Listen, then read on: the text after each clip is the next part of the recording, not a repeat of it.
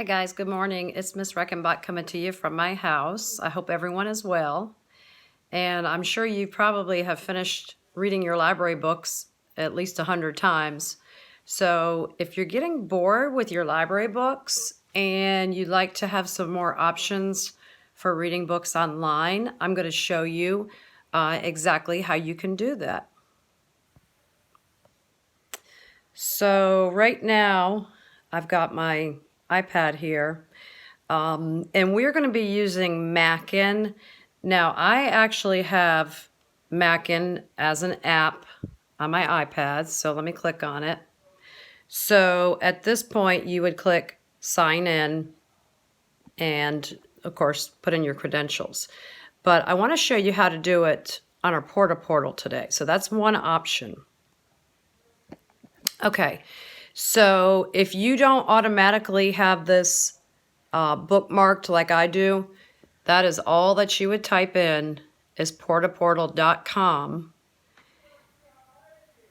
And then over here in your guest access box, you would just type in the name of our school, Asbury Visit. Okay, so this, probably all of you are familiar with our Portal. So it has links to the classroom portals, and different links under each grade level as well. So let's take a look. In order to access the Mackin ebooks and the other two databases I'm going to show you today, you'll have to click right there on Research Library Tools. Okay, and then you'd go right down here to Mackin ebooks. Okay, so this is what you need to type in here. For school library, obviously we would type in Asbury and go.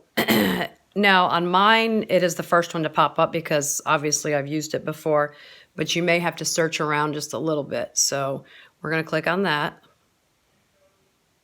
Okay, and then just make sure that it's Asbury and Hampton and then log in. Okay, so for a lot of you, you may be familiar with Clever. We've used that at school this year in kindergarten and third grade. Fourth and fifth grade, not so much. But we're going to go ahead and try it with Google. Okay, so as you can see, I already have a couple accounts in there. Yours is probably just going to come up, put in your credentials. So we'll pretend like mine came up like that. So what you do here is every student in the city of Hampton has a student account. So it's going to look something like this make-believe one I put in. It's going to have the first letter of your first name and then your last name and then a number. Then you also have to type in the @student.hampton.k12.va.us and then put in your password, which obviously I didn't put that on here since it's a secret. So let's pretend we're doing that. I'm actually going to go back to the one that I've already created. So we'll go ahead and log in as me.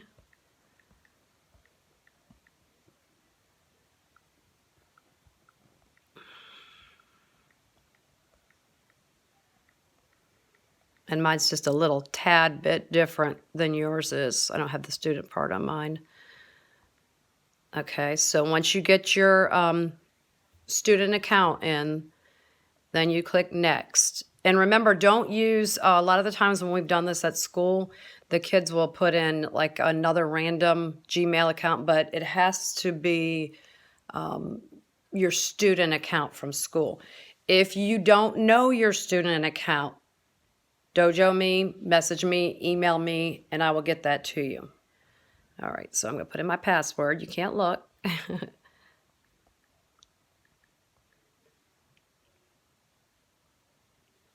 Oops. So even teachers type in their password incorrectly. We're getting there.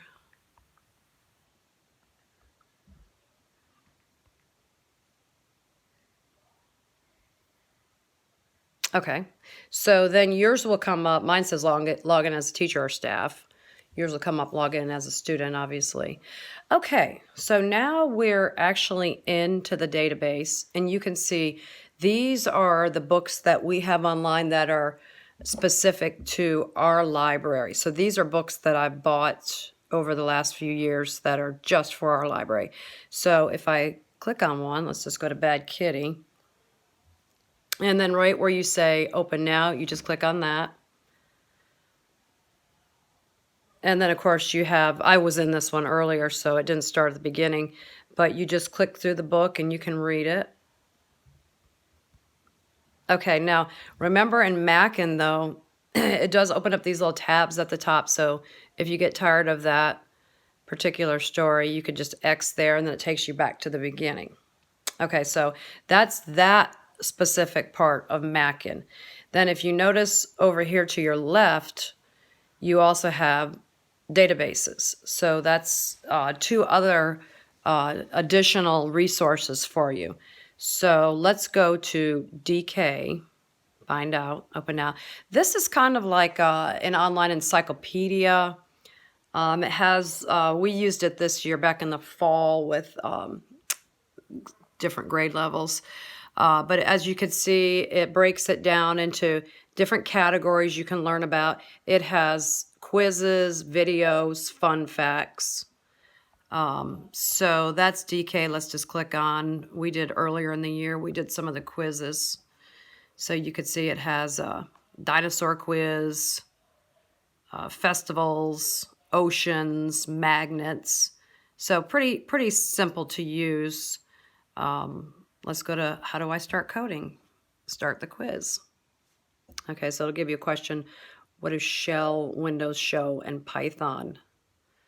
Okay, is it idle code, print command, program output? Let's say code. Oh, darn, I got it wrong. Okay, so that's the DK find out. And remember, close the little X at the top to take it, back to where you last were. And then the last thing that I want to show you is the Tumble Books. So Tumble Books is pretty cool. Oh, okay. Tumble Books is having a problem tonight. Okay, let's try that again.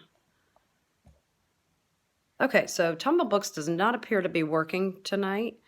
But you could check it out another day. I'm not sure what it's doing because it was working a little while ago. So that might be down. But Tumble Books also has fiction, nonfiction books. They have videos. It has, I like Tumble Books because it will read the books to you. It has videos, like I say, quizzes also, and little games you can play. And that's pretty much all I wanted to show you. If you again, email me or dojo me. I'll be glad to provide you with your account information. Now, next week, I look forward to seeing you after spring break, and we are going to be reading together some of my favorite stories ever. Hope to see you then. Bye-bye.